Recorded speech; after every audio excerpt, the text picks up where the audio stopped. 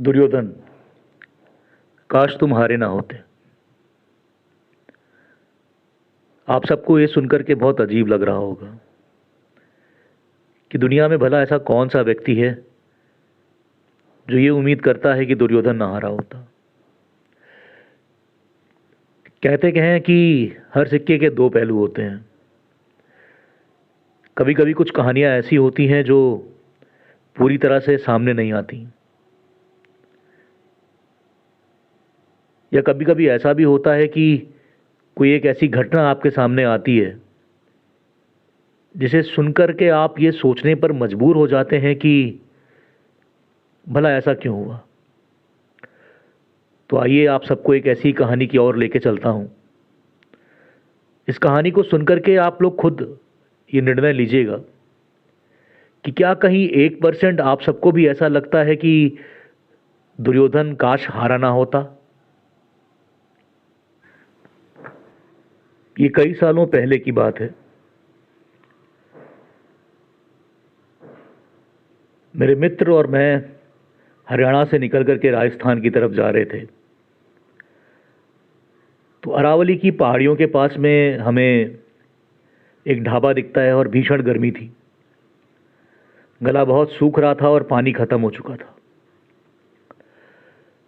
तो रास्ते में जब हमें अरावली के पास में एक ढाबा दिखता है तो मैं और वो ये निर्णय लेते हैं कि चल करके उस ढाबे से पानी खरीद लिया जाए और पानी पी लिया जाए। हम लोग ढाबे की साइड में गाड़ी पार्क कर ही रहे होते हैं कि उसी वक्त हम लोगों को अरावली के जंगलों की तरफ से एक व्यक्ति आता हुआ दिखता है। लंबी छाती, ऊंची कदकाठी, देखने में मानो ऐसा लग रहा था जैसे किसी योद्धा का शरीर हो। उम्र बहुत ज़्यादा तो नहीं, फिर भी 55-60 साल के आसपास। उसको देख करके ऐसा लग रहा था वो व्यक्ति शायद सालों से सोया नहीं है। खैर, हम लोग ढाबे के पास में आते हैं और ढाबे वाले से बोलते हैं कि एक बोतल पानी दे दो। तब तक मेरा मित्र मुझसे ये कहता है कि थोड़ी देर यहाँ आराम कर लिया जाता है और चाय बनवा लेते हैं, चाय पी लेते हैं। चाय पीते पीते हम लोगों की नज़र उस व्यक्ति के ऊपर जाती है तो देखते हैं बगल में एक पीपल का पेड़ होता है ढाबे के पास में, और वो व्यक्ति वहाँ पर आकर के उस पीपल के पेड़ के नीचे बैठ जाता है। तो ऐसे ही जो व्यक्ति हम लोग को चाय देने आता है, ऐसे ही बस मजाक मजाक में हम लोग उससे ऐसे ही पूछ लेते हैं कि ये कौन व्यक्ति है। तो वो एक कहता है कि ये व्यक्ति कई सालों से यहाँ पर आ रहा है, आता है, किसी से कोई बात नहीं करता है, बस बैठता है। थोड़ी देर बैठने के बाद जब जाने को होता है तो थोड़ा सा पानी मांगता है, पीता है और वापस उन्हीं जंगलों में चला जाता है। न जाने क्यों उसे देख करके एक आकर्षण सा पैदा हो रहा था। मैंने अपने मित्र से कहा कि बैठो, मैं ज़रा उससे बात करके आता हूँ, अगर हो सकेगा तो हम लोग उसकी कुछ हेल्प कर देंगे। मेरा मित्र कहता है ठीक है, जैसे तुम्हारी मर्जी। तो अब चाय का कुल्हड़ लिए हुए मैं उस व्यक्ति के पास बढ़ता हूँ और उस व्यक्ति की तरफ चाय का कुल्हड़ बढ़ा देता हूँ। वो व्यक्ति अपनी ही दुनिया में खोया हुआ बस नीचे की ओर देखे जा रहा था। मैंने एक बार उससे कहा, बाबा चाय पी लो। ऐसा लगा जैसे मानो उसने सुना ही नहीं। मैंने उससे फिर कहा, बाबा चाय लाया हूं, चाय पी लो। उसने बड़ी क्रोधित नज़रों से मेरी तरफ सर उठा करके देखा। एक सेकंड के लिए मेरे शरीर में सिरन सी दौड़ गई। उसकी आंखों में जैसे स्वयं रुद्र समाये हों।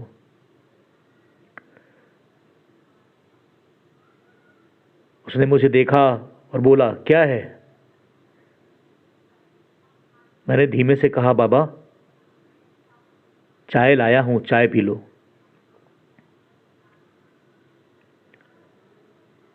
उसने ही बड़ी खड़खड़ाहट आवाज़ में मुझे बोला, तुम मुझे चाय पिलाओगे? जाओ, मुझे नहीं पीनी तुम्हारी चाय। जिसको देखो बस मेरी शांति को भंग करने चला आता है। मुझे लगा अजीब तरीके का प्राणी है यार ये। एक तो मैं ऐसे चाय पूछ रहा हूँ और इस प्रकार से ये मुझसे बात कर रहा है। मैंने बोला, बाबा चाय नहीं पीनी है तो मत पियो, उसमें इतनी क्रोधित होने वाली बात कौन सी है? ऐसा कह के मैं पलटा ही था कि उसने मुझे बोला, जिसका सब कुछ उससे छीन लिया गया हो वो भला क्रोधित नहीं होगा तो क्या होगा? ये बात सुनकर के मैंने अपने कदम वापस लिए और फिर उससे पूछा, अरे बाबा, किसने आपसे क्या छीन लिया? वो बोला, जो छीन लिया वो तुम मुझे वापस नहीं दिला सकते हो। मैंने भी बड़े कॉन्फिडेंस में आकर के बोला, अरे बताइए बाबा, कुछ हो सकेगा तो हेल्प करेंगे आपकी। कोर्ट है, अदालतें हैं, पुलिस है। उसने मुस्कुराते हुए अजीब सी हंसी में बोला, पुलिस और कोर्ट? उसकी हंसी में एक अजीब सी जो है पीड़ा थी। उसके साथ साथ ऐसा लग रहा था जैसे वो मेरा मजाक उड़ा रहा हो। मैंने फिर पूछा, बाबा क्या बात है, बताओ ना। तो उसने अपने पैर को जमीन पे कस के पटकते हुए बोला कि मुझे मेरा लूटा हुआ कोई भी वापस नहीं दिला सकता, तुम भी नहीं। जब उसने जमीन पर पैर पटका तो मुझे ऐसा लगा कि वो पूरा पीपल का पेड़ हिल गया हो, मानो मेरे पैरों के नीचे की जमीन कांपने लगी हो। मैंने कहा, बाबा आप परेशान मत होइए, बताइए, और अगर आपको नहीं बताना है तो कोई बात नहीं, मैं जा रहा हूं। इतना कह करके मैं जैसे ही मुड़ा, उसने तुरंत मेरा हाथ पकड़ लिया। और जब उसने मेरा हाथ पकड़ा तो मानिए मेरे पूरे शरीर में करंट दौड़ गया हो। उसके हाथों की पकड़ इतनी मजबूत थी कि ऐसा लग रहा था कि जैसे किसी पहलवान ने मेरी कलाई तोड़ दी हो। मुझसे आगे ना बढ़ा गया। उसने मेरा हाथ पकड़ा और बोला, इधर आके बगल में बैठ जाओ। मेरी हिम्मत ना पड़ी वहां से उठ के जाने की और मैं चुपचाप उसके बगल में बैठ गया।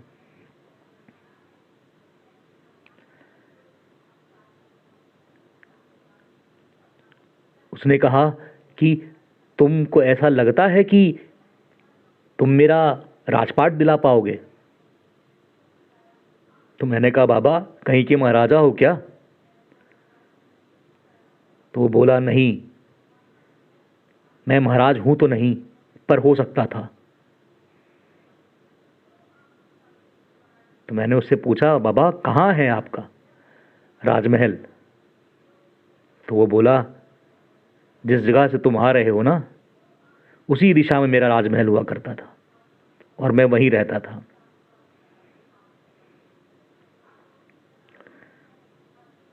तो मैंने कहा, अरे उधर तो दिल्ली है। तो वो मेरी तरफ देखते हुए बोला, दिल्ली नहीं, हस्तिनापुर का हो, वह क्षेत्र हस्तिनापुर का क्षेत्र है। तो मैंने ऐसे मजाक में कह दिया, अरे बाबा तुम कोई दुर्योधन हो क्या, जो तुम्हारा क्षेत्र है? तुम तो एकदम दुर्योधन की भांति बात कर रहे हो। उसने मेरी तरफ देखा और बोला, दुर्योधन नहीं, सुयोधन कहो। दुर्योधन तो मेरा नाम लोगों ने खराब करने के लिए रख दिया। मेरा नाम तो सुयोधन है। वो तो वक्त ने मुझे दुर्योधन बना दिया। थोड़ी देर के लिए मुझे ये लगा कि यार ये कोई पागल सरफिरा है जो आज मेरे पल्ले पड़ गया और मैं कहां से इसे चाय लेकर के पूछने आ गया।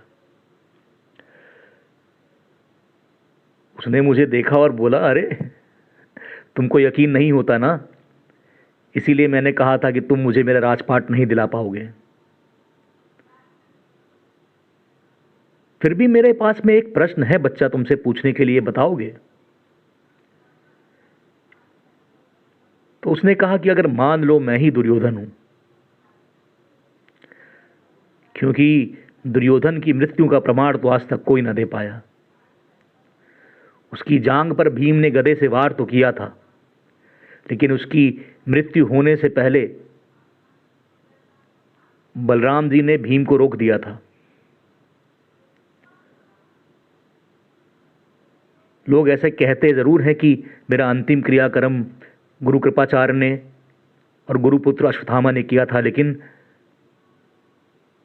ये सिर्फ एक कथा है।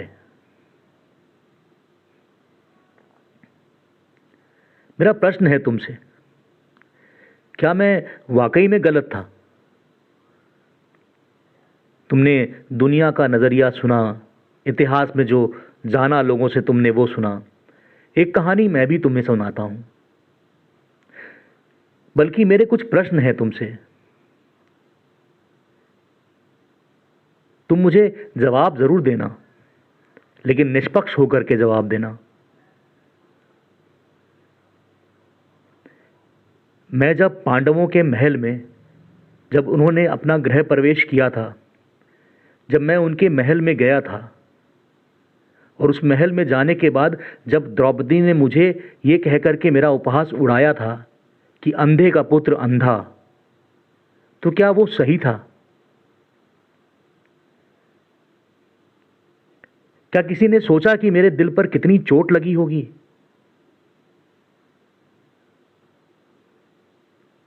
अगर कोई आज किसी बच्चे को ये बोले कि तुम्हारे पिता के साथ में ये दोष है, और उस बच्चे को भी उसी दोष के लिए बोला जाए, तो क्या ये उचित है?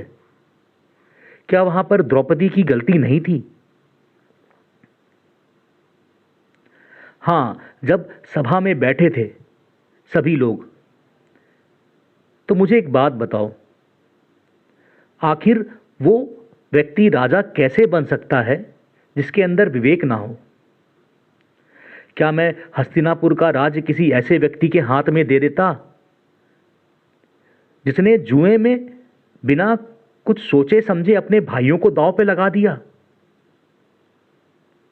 क्या मैं हस्तिनापुर का राज्य किसी ऐसे व्यक्ति को दे देता जिसने अपनी धर्म पत्नी को जुए में दांव पर लगा दिया? क्या युधिष्ठिर कहीं से भी राजा बनने के लायक था? तुम एक बार खुद सोच करके देखो कि हम किसी एक ऐसे व्यक्ति को राजपाट सौंप दें जिसके अंदर निर्णय लेने की क्षमता ही नहीं है।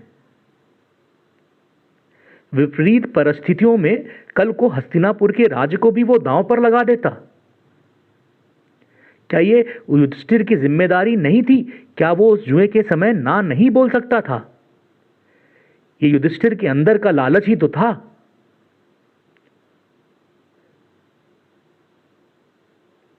अरे अगर वो एक क्षत्रिय था तो क्यों उसने कृष्ण को 5 गांव मांगने के लिए भेजा? अर्जुन जैसा बलशाली, भीम जैसा गदाधारी, नकुल सहदेव जैसे भाई, और वो स्वयं, और उसकी तरफ तो कृष्ण थे। तो फिर क्यों नहीं उसने मुझसे युद्ध लड़ करके वह राज्य जीत लिए? आखिर क्यों उसने कृष्ण को मुझे भेजा संदेश वाहक बना करके? एक सम्राट, एक राजा का काम होता है, कर्तव्य होता है अपने राज्य का विस्तार करना। और युधिष्ठिर की जो मानसिकता थी, क्या तुम्हें ऐसा लगता है कि वो राजा का कर्तव्य का निर्वहन उसी प्रकार से कर सकता था जो एक राजा की मर्यादा और उसका, एक राजा की जो मर्यादा होती है उसके अनुसार कर सकता था? राजा को विवेकशील होना चाहिए, बुद्धिमान होना चाहिए। क्या युधिष्ठिर में ये गुण थे?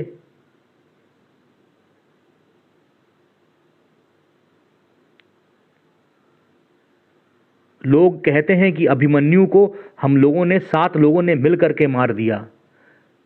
कोई मुझे इस प्रश्न का उत्तर तो दे कि रण क्षेत्र में होता क्या है? क्या जब दो सैनिक लड़ रहे होते हैं आपस में, तो क्या उसके ऊपर तीसरा सैनिक हमला नहीं करता है? क्यों उस बच्चे को युद्ध क्षेत्र में लेकर के आए थे? क्या ये युधिष्ठिर की जिम्मेदारी नहीं थी कि अभिमन्यु को युद्ध क्षेत्र में नहीं लेकर के आना चाहिए था? युद्ध के समय युद्ध करना ही निर्णायक भूमिका कहलाती है।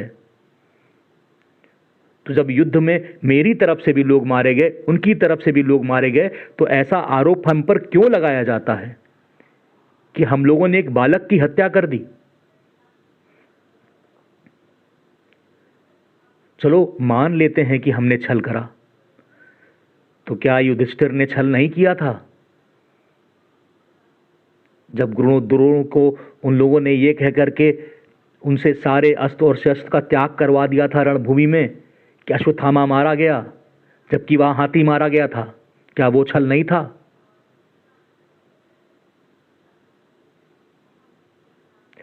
युधिष्ठिर ने बार बार गलतियां करी, बार बार उसने गलतियां करी।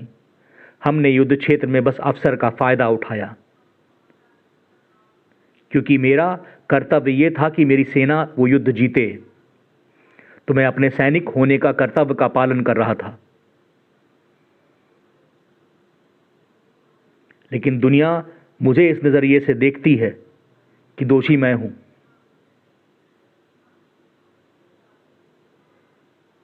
क्या कुछ जिम्मेदारियां पांडवों के पक्ष में तय नहीं होंगी? क्या अच्छे और बुरे का सारा निर्वाह मुझे ही करना था? और अगर हमने छल करा, तो ऐसा तो नहीं है ना कि पांडवों ने छल नहीं करा। उन्होंने अगर छल ना किया होता तो पांडव ये बात कह सकते थे, लेकिन अवसर के अनुसार उन्होंने छल करा। कर्ण का वध छल ही तो था। हाँ, ये एक अलग और बात है कि स्वयं नारायण उनके पक्ष में थे, लेकिन छल तो हुआ था मेरे दोस्त। छल तो कौरवों के साथ भी हुआ था। मैंने तो बस अपने सैनिक होने का पालन करा था, जो एक सैनिक का कर्तव्य होता है।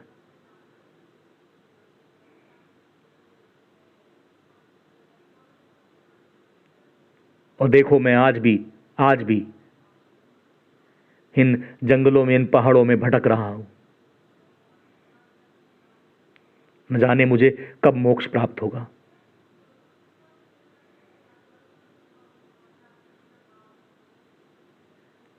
ये सुनकर के मुझे भी एक सेकंड को लगा कि मानो ये क्या हो रहा है। मैं दुर्योधन की सारी बातों पर तो भरोसा कर सकता हूं, लेकिन फिर अंदर से कहीं ना कहीं मन ये स्वीकारने को तैयार नहीं है कि जब पांडवों के पक्ष में स्वयं श्री कृष्ण वासुदेव खड़े थे, तो भला वो न्याय से विमुख कैसे हो सकते हैं? एक कृष्ण को छोड़ करके दुर्योधन ने जितनी भी बातें कही, वो कहीं ना कहीं मुझे यकीन करने पर मजबूर कर देती हैं कि शायद दुर्योधन गलत नहीं था। उसने तो अपने बस कर्तव्यों का पालन करा था। इससे पहले कि मैं उस व्यक्ति से कुछ और पूछ पाता, मेरे बैठे हुए मित्र ने मुझे आवाज दी, अरे समय नहीं देख रहे हो, क्या हो रहा है? चलना है। इससे पहले कि मैं बाबा से कुछ कहता, बाबा ने मुझसे बोला, जाओ, तुम्हें अपना आगे का सफर तय करना है। मुझे अपना सफर तय करना है। और इतना कह करके वो व्यक्ति वापस से उन्हीं जंगलों में कहीं लुप्त हो गया। और यकीन मानिए, मैं जब जब उस कहानी को सोचता हूं, तो एक कृष्ण को सोच करके मुझे दुर्योधन की सारी बातें सही लगती हैं। अब आप सब ही ये निर्णय लीजिएगा कि क्या सही और क्या गलत था। इस कहानी को सोच करके ही मैंने कहा था कि दुर्योधन, काश तुम हारे ना होते। अगर आप सबको ये कहानी पसंद आई हो तो प्लीज़ इसे लाइक करिएगा, मेरे चैनल को सब्सक्राइब करिएगा और इसे शेयर ज़रूर करिएगा। फिर मिलेंगे अगली बार किसी और कहानी के साथ में। तब तक के लिए बहुत बहुत धन्यवाद। मैं आपका अपना विनीत मेरे चैनल अंतर्मन पर आप सबका फिर से स्वागत करता हूँ और बार बार स्वागत करता रहूँगा। धन्यवाद।